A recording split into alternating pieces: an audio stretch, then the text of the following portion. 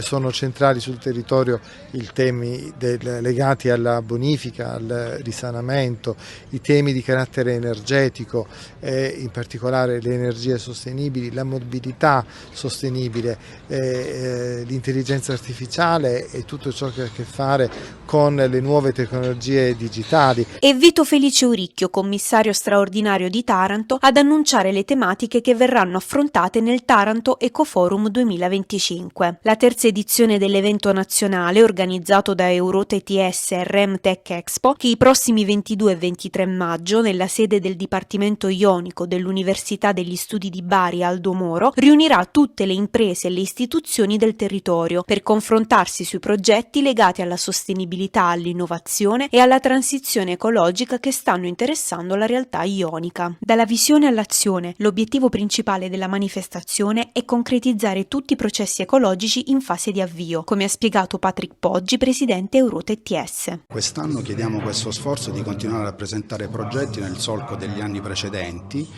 dove abbiamo visto che sono stati presentati tanti progetti che sono diventati esecutivi, che oggi quindi hanno una ricaduta socio-economica importante sul territorio, e non dimentichiamoci che Taranto ha delle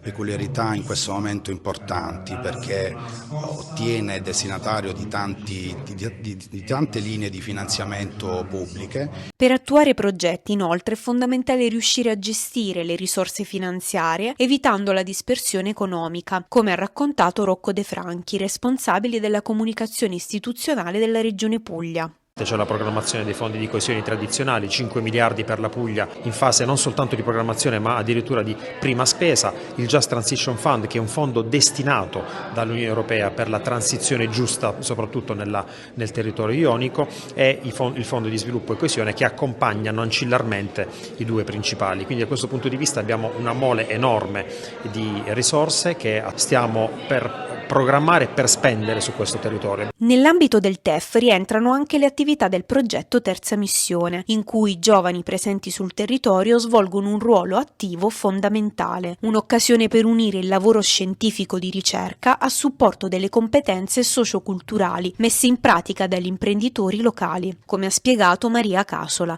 delegata Terza Missione del Dipartimento Ionico. Una serie di attività di formazione, di educazione, anche quindi civica, nel sensibilizzare quindi su queste tematiche, ma soprattutto nel coinvolgere i giovani, nel far sentire quindi la loro voce nella definizione di politiche pubbliche.